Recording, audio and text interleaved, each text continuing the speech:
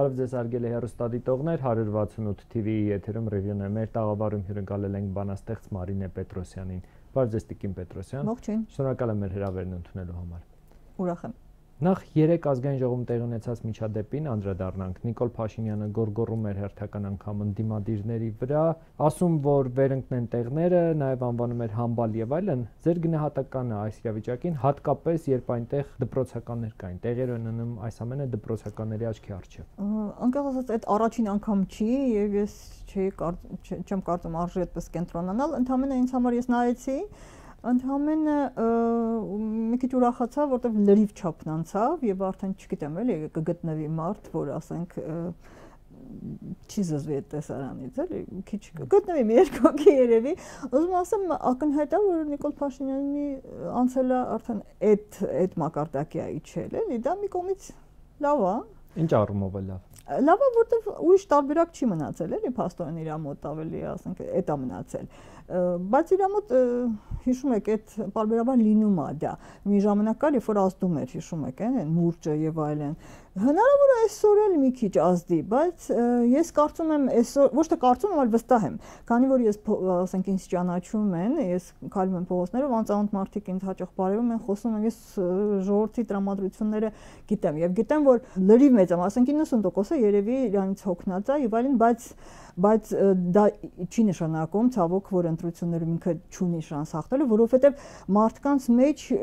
նաեւ, ասենք, իրանք հասկացել են Նիկոլ Փաշինյանով, բայց մյուս կողմից էլ այդ այլընտրանքը չի ձևավորվում եւ այդ որ ասում են նախկիններ դա աշխատում է։ Ես ուղղակի անհավատալի է, բայց չի թուլանում անգամ նախկինների հանդեպ ատելությունը, այդ որ ասում են նախկինների, անցած նախագահների, հա, չի թուլանում։ Դա սարսափելի բան է եւ դա իմ կարծիքով մենք արժի դրա մասին մտածենք, հա, դա։ Բայց Գյումրի ընտրությունները արդյունքները ցույց չտվեցին, որ այդ քարոզությունը այդքան էլ չի աշխատում։ Եկեք Գյումրին, պետք է ասեմ, մի քիչ տարբեր քաղաք է, հետաքրքիր ես դրա մասին գիտեմ։ Գյումրին, գիտեք չէ, հին կար Երևան, Գյումրի այդ բան, այն գլխից կար ինչ որ հարյակաղաք, մայրաքաղաք, ասած մրցակցությունը կար։ Մի քիչ թվում էր թե անեկդոտային մակարդակ, բայց չէ, դա ռեալ բան է։ Գյումրին ուրիշ քաղաք է։ Գյումրին ավելի պահպանողական, ավելի ավանդական եւ այդպես ավտոմատ ձևով ես չեմ կարծում Գյումրիից այդպես ինքնին տեղափոխվի, չնայած պետք է դա աշխատել։ Գյումրին ուրիշ է, Երևանը մի քիչ ուրիշ է։ Ես ուզում եմ ասել, չի, օրինակ Փարաքարում էլ պարտվեց։ Տեսեք, ես չեմ ասում բան չկա, բայց եթե մենք հանգստանանք եւ ասենք, որ փաստը որ Նիկոլ Փաշինյանի արդեն բոլորը հոգնել են, դա նշանակում է, որ ինքը պարտվելու է, չէ, պետք չի հանգստանալ, որ հետո հանգարց նորից կոտրած դաշնակի առաջ կանգնենք։ Ես նայեք, կարծես մինչև վերջ չասեցի, մարդիկ ասում եմ եւ այդ գիտեինք արդեն այդ անցած նախագահների նկատմամբ ջղայնություն եւ այլն։ Դա սոցիալական ատելությունն է, որը ցավոք 30 տարիներում իսկապես մարդկանց մեջ կուտակվել է եւ շահարկվել է համարաբոլոր ընդդիմադիրների կողմից, ցավոք եւ Նիկոլ Փաշինյանը դրա այսպես գագաթնակետն էր, հա, ամենամեծ վարպետներ, բայց մի կողմից էլ մարդկանց մեջ բան կա, ասենք Նիկոլ Փաշինյանը գնա ինչա լինելու։ Այդ պատերազմի վախը, որ ինքը բան անում, իսկապես մարդկանց մեջ կա, որտեվ կա այդ բանը, որ ընդդիմադիրները ինչ որ ռևանշիստներ են, պարզոնակ եւ այլն, հեսա կռիվ է լինելու։ Բայց ամենաշատ կռիվները հենց Նիկոլ Փաշինյանի օրոք են։ Հասկանալի է, բայց մեկը մարդկանց մեջ շշմելու բան է, ընդհանրապես մարդկային այդպես գիտակցություն քիչ հեշտ կառավարվող բան է, էլի, եթե գիտես ծևերը։ Եվ իսկապես մարդկանց մեջ վախ կա։ Եվ դրա համար պետքա ես գոնե ես քաղաքական գործիչ չեմ, ես ասենք հետևում եմ շատ ակտիվ, հա, բայց ինքս մտային դաշտի գործիչ եմ եւ ես կարծում եմ իհարկե ժամանակը քիչ է, բայց պետքա մտային դաշտում ձևակերպել այդ այլընտրանքը, հա, որ մենք ինչ ենք ուզում, հա, օրինակ ես ուզում եմ մարդկանց, որոնք իսկապես այսօրվա իրողությունը մեջ կձևակերպեն ազգային պետության, ես խնդիրը այսպես եմ տեսնում, որ մենք վերականգնենք ազգային պետությունը, որտեղ Նիկոլ Փաշինյանը մեր պետությունը լրիվ ազգային պահերը քանդել է, ողնաշարը քանդել է եւ ուզում է կառուցել այդ լավ ապրելու պետություն, հա, որը փաստացի, եթե ինքը դա անի, շատ հնարավոր է մենք փաստացի, ասենք, ֆորմալ, կադաստրով, ոնց որ ինքն է ասում, դեռ մնանք որպես հանրապետություն, բայց մենք կվերանանք, մենք կդառնանք կախված իրավիճակից, ասենք, ԱՄՆ-ն համակցությամբ Թուրքիայի, ասենք, ազդեցության տակ, Թուրքիայի մարզ, մենք Նիկոլ Փաշինյանը այսօր որպես մարզպան է աշխատում, հա, ինքը շատ լավ մարզպան է եւ անդադ գոռում է ինքնիշխանությունից, չի ասում նույնիսկ Արցախը հանձնեցի, բայց գոնե իր ասելով, այդ ուրեմն 3 նախագահների օրոք չի եղել ինքնիշխանություն, մենք նոր ենք դարձել անկախ իր ասելով։ Եվ Ադրբեջանը ասում է փոխեք ձեր սահմանները։ Հիմա նայեք, ո՞նց անենք, էլի, շատերն ասում են, ասենք, հա, Նիկոլ Փաշինյանը արեց, հիմա ուրիշ տարբերակ չկա, մենք պետք է աշտվենք այս իրականությամբ։ Ես լսել եմ այդ հուսահատությունը, որը թվում է դե պարզ է պատրաստումից հետո մարդկանց հուսահատությունը։ Ես կարծում եմ, չէ, այդպես չի, մենք ուժ ունենք։ Պետք է ես օրինակ ամենամեծ խնդիրը այսօր համարում եմ մարդկանց մեջ այդ հուսահատությունը հաղթահարելը եւ ազգային զարթոնք ստեղծելը։ Թվում է, չգիտեմ, առաջին հայացքից ասածս կա ուտոպիստական թվա, բայց ես նայեք, այսօր մայիսի 8-ն է, հա, Շուշիի հաղթանակի, ընդհանրապես Շուշիի հաղթանակը սիմվոլն է Արցախյան ամբողջ հաղթանակի, ինձ համար գագաթնակետն է, եւ ո՞նց եղավ, որ մենք հաղթեցինք, չէ, ես շատ եմ խոսել, բայց ասեմ նորից ասեմ, դա շատ կարեւոր է։ Շատերն ասում են, չէ, Ռուսաստանը երկուսին էլ օգնում էր իր սովորության համաձայն, այն ժամանակ հավասարապես էր օգնում։ Հիմա ավելի շատ Ադրբեջանն է օգնում, որտեղ մենք մեզանից բան չենք ներկայացնում, էլի, որ մեզ օգնի։ Այն ժամանակ Ռուսաստանը երկուսին էլ օգնում էր, մենք Ռուսաստանի ուժով չենք հաղթել Արցախյան։ Այդ կա այդ զզվելի պատկերացումը կա։ Ես տեսել եմ ոնց ենք հաղթ։ Մենք մեր ոնց ասեմ, ոտքի ենք կանգնել, կռիվ ենք տվել եւ մենք կռվող ենք։ Ես իհարկե չեմ գնացել պատրաստ, բայց ես տեսել եմ այդ մթնոլորտը կռվի։ Լավ իմաստով պայքարի, հա, եւ ինքը սկսվեց ոչ որպես պատերազմ մենք չենք սկսել, բայց ոնց եղավ այդ ազգային զարթոնք էր դա։ Սովետական միությունում ընդ որում դեռ չէին էլ հասկանում, չենք էլ հասկանում ռուսականությունը քանդվում է, բայց ազգային այդ կարոտը, ազգայինի, որտեվ ազգայինը, ես հիշում եմ բոլորը պատմավեպեր էին կարդում այդ կռիվները եւ այլն, գրքերում էին, հա, այդ բաները հաղթողները եւ այլն, մեկ էլ հանկարծ տեսանք, որ եկավ եւ մենք կարող ենք մարդիկ, չգիտեմ, այդ ով չի տեսել, դա չի հասկանա, դա ինչ է, այդ հաղթանակը մինչեւ հաղթանակ դառնալը օդի մեջ կար։ Եվ էտա որ ջարդվել է եւ էտա որ Նիկոլ Փաշինյանը ամեն ինչ անում է, որ այդ անհնար լինի դա վերադարձնել։ Իհարկե նույն ձևով չի վերադառնա, անշուշտ մենք այսօր լրիվ ուրիշ իրավիճակում ենք, բայց ես օրինակ փնտրում եմ ազգային այդ վերածննդի ուրիշ ձևեր, նայեք, էպոխան ավարտվեց, այդ Արցախյան հաղթանակը post-սովետական էպոխայի մեր հաղթանակը, այդ մի հատ դարաշրջան էր, սովետը քանդվեց ամբողջ աշխարհում, եւ այդ էպոխան մենք հաղթանակ տարանք, հետո կորցրինք։ Հիմա լրիվ ուրիշ տեսնում եք աշխարհը ինչա, հիմա հասկանալի չի էս անունը ինչա, հետո կդնեն անունը թե էս էպոխան ինչա, բայց այսօր ամբողջ աշխարհում վերաձևակերպումներ են, ազգային եւ այլն որոշ ազգեր թուլանում են, որոշ ազգեր ոտքի են կանգնում, մի մասը կարող է, չգիտեմ, նույնիսկ վերանան։ Հիմա մենք պետքա առանցքը գտնենք մեր ազգային վերածննդին։ Տեսեք, ամենամեծ խնդիրը բան եմ անում, որ մարդիկ հեռանում են Հայաստանից, չնայած հասկանում եմ լրիվ իրանց։ Ընդ որում Նիկոլ Փաշինյանը կարող է ձեռ տալիս, որ հեռանան։ Եվ մենք պետքա, ես օրինակ մի հատ մենք պետքա նաև ասեմ, ինչու մենք հաղթանակը կորցրինք։ Այնտեղ ամենամեծ երկարա դա, ասել ոնց եղավ, ինչ եղավ, որտեվ Թալանի դիսկուրսը, սոցիալական ատելությունը հաղթեց ազգային հաղթանակին, հա, ընդհանրապես սոցիալական ատելությունը ահավոր ուժ է, հա, նույն ձևով բոլշևիկները այդպես եկան իշխանության, որտեղ ատում էին գյուղացիները եւ պրոլետարները ատում էին ցարին, հա, ընդ որում այնպես ստացվեց, որ մեր Արցախյան հաղթանակը համընկավ սովետական միության քանդմել հետ։ Այդ սկզբում պարտադիր չէր, բայց համընկավ։ Եթե չհամընկեր, կարող է ինչ-որ շատ բան ուրիշ ձևի գնալ։ Համընկավ։ Եվ երբ որ դու քանդում ես, ասենք, մի հասարակարգ սոցիալիստական եւ կառուցում ես նորը, ընդ որում նորն էլ ոնց է, ամենամեծ սխալը ասեմ, եթե մենք կառուցում ենք նոր հասարակարգ, մենք պետք է այդ մեր նոր պետությունը, նոր անկախ պետությունը, այս կարող է մի քանի անգամ կրկնել, կենտրոնականն է իմ համոզումն է։ Մենք պետք է այդ պետությունը կառուցեինք ըստ մեր իրավիճակի, մենք պետք է ազգային պետություն կառուցեինք ելնելով իրավիճակից, որ մենք հաղթել ենք, բայց մեր հակառակորդը թուլացած չի այնտեղ եւ այլն։ Օրինակ Իսրայելը, որը կառուցել է իր նոր անկախ պետությունը, ինքը չի ստեղծել ինչ-որ դասագրքային կապիտալիստական, ինքը հիշում եք այդ կիբուցիները եւ այլն, ինքը մտածել գտել է այն տարբերակը, որ կարողանա մարդիկ գան եւ այնտեղ դիմանան այդ դժվար պայքարին, հեշտ չի Իսրայելը ստեղծվել։ Ես չեմ ասում կիբոցիներ ստեղծենք, մենք լրիվ ուրիշ, բայց մենք պետք է ազգային պետություն ստեղծենք, մենք պետք է այնպիսի պետություն ստեղծենք, որ մարդիկ, ասենք սովետականությունը քանդվեց, անմիջապես այնց մարդկանց մի մեծագույն մասը այնց լրիվ ընկավ աղքատության փոսը եւ բնականաբար հիմա մենք պետք է խնդիր դնենք, հիմա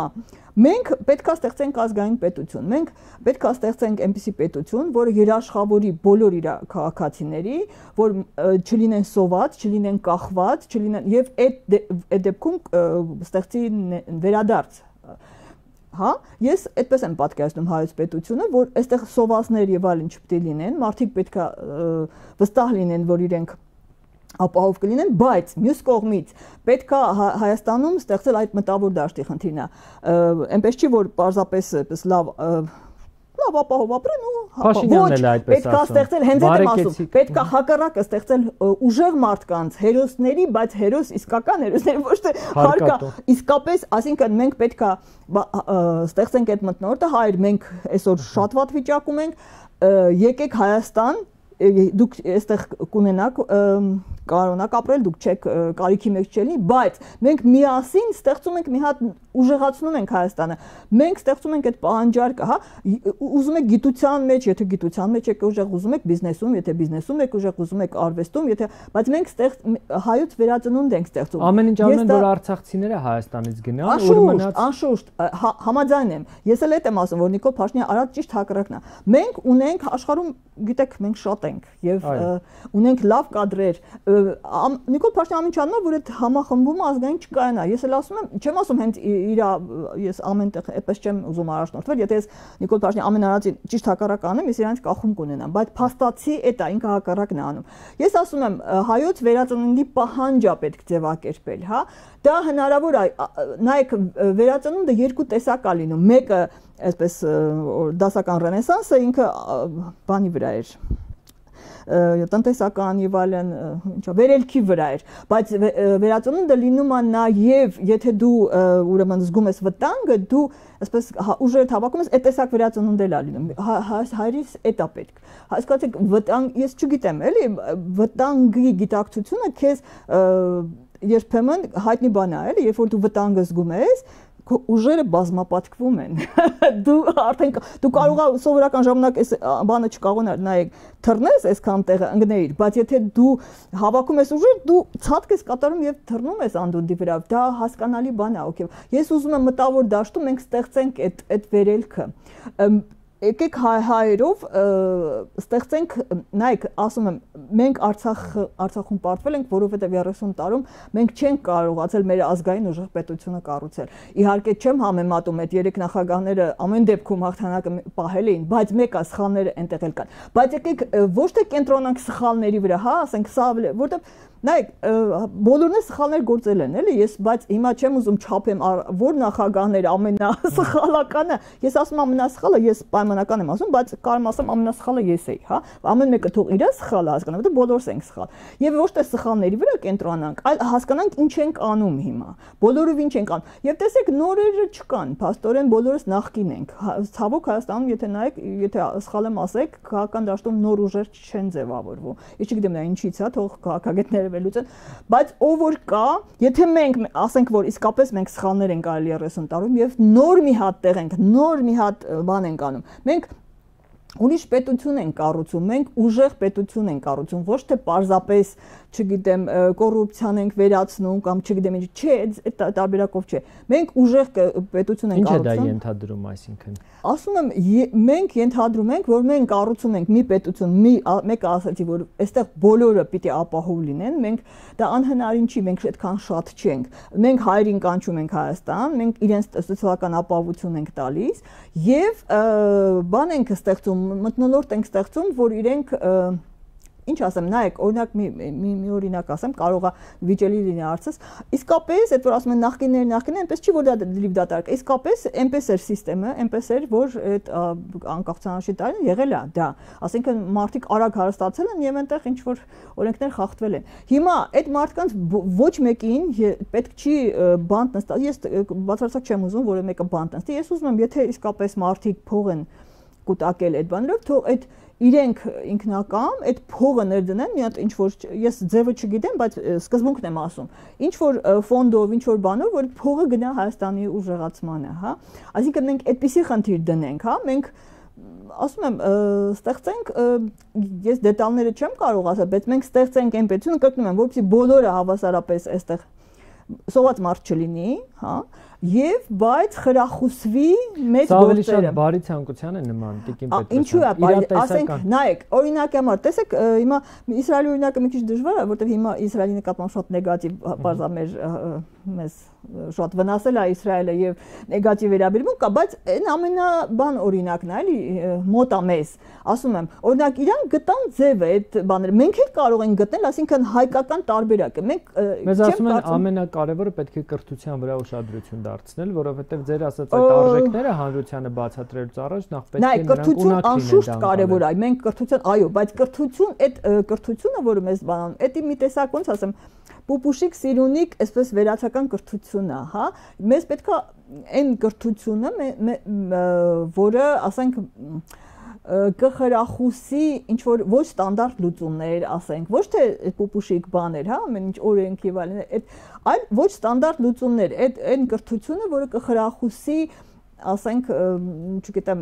ասում ես մասնակից չեմ, բայց դա հնարավոր է, դա ինչի համար Իսրայելի օրինակը ասացի, որտեղ այնտեղ հաստատ իրանք դասագրքային չնայեք, դասագրքային կապիտալիզմ, տեսեք, կապիտալիզմի, ես չեմ կարծում մենք սոցիալիզմի անցնենք, չնայած կարելի է գնալ, բայց այսօր հնարավոր չի։ Բայց կա կապիտալիզմի, կա ամերիկյան տարբերակը, ամենածայրեղ, որը մենք հետ ենք ընտրել։ Կա, ասենք, շվեդական տարբերակը, իդեպ իմ ասածը կարող է մի քիչ շվեդականին մոտ լինի, այսինքն բոլորը այնտեղ ապահովեն, չէ, բայց Շվեդիայում չի խրախուսվում այսպես մեծ գործերը եւ այլն, Շվեդիան ավելի հանգիստ երկիր է։ Ես ուզում եմ Հայաստանում ձևակերպեմ, տեսեք, ես քաղաքագետ չեմ, քաղաքագիտություն եմ, բայց ես բարոյական դաշտում ձևակերպում եմ, ես մի երկու օրվա հարցազրույց էի տվել, դրա մասին եմ խոսում, ասենք հայկ, ասում էի հայկին կանչենք, Բելին սպանող հայկին։ Հայկը ինչ է, ինքը այ հերոսը ինքն է, այսինքն ինքը, որը Բելը իրանց ուժեղ էր, բայց ինքը Բելին սպանեց։ Իհարկե խոսքը հիմա չեմ ուզում ասեմ պատերազմի մասին չի, բայց ամենտեղ խոշոր հերոսների կանչենք, իսկական հերոսների, որոնք դասագրքային այդ պուպուշությունից, այդ բաներից վեր են։ Իրանք հայոց դաշտում, ես իդեպ դա կրթության նաև հարցն է, ես սարսափում եմ մտածելով, թե ինչ է կատարվում մեր կրթության մեջ, ուղղակի ես քանի որ ինքս երեխա թոռ չունեմ, ես չգիտեմ մոտից, բայց ես պատկերացնում եմ ինչ կկատարվի, դա մի հատ ահավոր է, այսինքն մեզ սովորեցնում են, իդեպ ամենակարևորը հանել են պատմության, չէ, ինչքան գիտեմ արդեն հանել են պատմության սկզբունքը, տեսեք, հայոց պատմությունը Եկեք բանանենք, ինչ հիշենք հայոց պատմությունը։ Հայոց պատմությունը սկսվում է վերելքով, հայկը սպանում է Բելին, հետո մենք ունենք մենք Տիգրան մեծ, հետո մենք ճիշտն ասած ավելի շատ այդպես Տիգրան մեծի վերելքը չենք էլ կարողացել նորից վերականգնել, բայց հայոց հիշողության մեջ կա այդ վերելքը։ Եվ դա մեր ուժն է։ Շատերը ես գիտեմ մարդիկ, որ ասում են, պետք չի հիշել Տիգրան մեծին, դա հնարին է, ոչ, դա մեր բանն է ոնց ասեմ, դու ունես հիշողության մեջ այդ բանը, կատարը, եւ դու միշտ գնում ես դեպի այդ, դա ստեղծում է երանգ, դա ազգի, եթե դա հիշողությունը կառուցում ես, դա հենց այդ եմ ուզում, մենք ուզում եմ հիշենք, որ մենք պարտված ենք, բայց պարտությունը երբեք հավերժ չի, դու պիտի ոտքի կանգնես, դու պիտի այդ հերոսներին պահանջես, այսօր չեմ ասում, առաջիկայում անհնար է, որ մենք մոտ ապագայում պատերազմով չենք կարող հետ վերցնել, բայց մենք պիտի այդ մթնոլորտը ձևականանենք, ուժեղանանք եւ մի օր Հիմա կասեն Մարինե Պետրոսյանը ռևանշիստ է Խոշոր հաշվով այդ ռևանշիստ բառը ինքը ինչ բան է անում, բայց ես այո, դիսկուրս է սա, բայց ամեն դեպքում սա է։ Այո, ես ուրիշ իմաստ չեմ տեսնում։ Եթե Հայաստանը չի կարողանալու, ինչու պիտի, իդեպ մի բան ասեմ, էլի անդադ խոսում են հավասարությունից, չէ՞, ասենք մարդիկ հավասար են, չգիտեմ նույնիսկ այդ, բայց այդ դեպքում ազգերն ինչու հավասար չեն, ինչու ես պիտի լինեմ պուճուրի կազգ, օրինակ ինչի հիմա ասեմ Ամերիկայի դեմ խոսում, չէ, բայց ես Ամերիկան շատ լավ գիտեմ, շատ սիրում եմ, այդ երկում շատ եմ եղել։ Ամերիկան եկել է, ասենք հնդկասների հողի վրա, նստել կառուցել է իր պետությունը, որտեվ իդեպ ունեցել է հավատ, իրանց մոտ ուրիշ ձևի է։ Գիտեք, չէ, ամերիկացիները ինչի վրա հիմա, որ եթե իրենք հաղթում են, Աստված իրանց հետ է, հա, եւ այդ իրանց պահում է։ Իդեպ այդ հենց ապացույց է, որ մենակ բանով, ոնց ասեմ, պարզ հաշվարկով չեն հաղթում։ Մենակ փողով, ուժով, པարզ ուժով, ամերիկացիք հաղթել են հենց իրանց այդ հավատով։ Այդ բան հարցը հետաքրքիր էլի, ինչու է այդպես ստացվել, ինչու են հավատացել որ Աստված իրան։ Աշխարհում երկու ազգ կա, որ հավատում է Աստված իրանց հետ է, մեկ հրեաները, մեկ ամերիկացիք։ Բայց շատ հետաքրքիր է, այսինքն ամերիկացիներին հաղթական դարձրելա ոչ թե պարզապես որ իրանք շատ էին, սկզբում շատ էլ չէին, հա, մարդը եկել էին հավատը, այսինքն միտքը, ես հենց այդ եմ ասում, եթե մենք մեր հավատը վերականգնենք, մենք էլ, ես չեմ ասում գնանք, չգիտեմ, հնդկացիների հողերը պետք չի վերցնել, մենք մեր հողերը չեն կարողանում տեր կանգնել։ Ուզում ասեմ, այդ հավատն է պետք, ազգի հավատն է պետք վերականգնել։ Եվ բանը, ասենք, էլի եմ ասել, բայց ամենասարսափելի թեզը, որ մենք սխալ էինք, որ կռիվ էինք տալիս։ Այդ հիմքից քանդում է ամբողջ բանը։ Մենք սխալ չէինք, մեր պետությունը Արցախի համար պայքարի վրա կանգնած, որովհետև ինչ անշանակում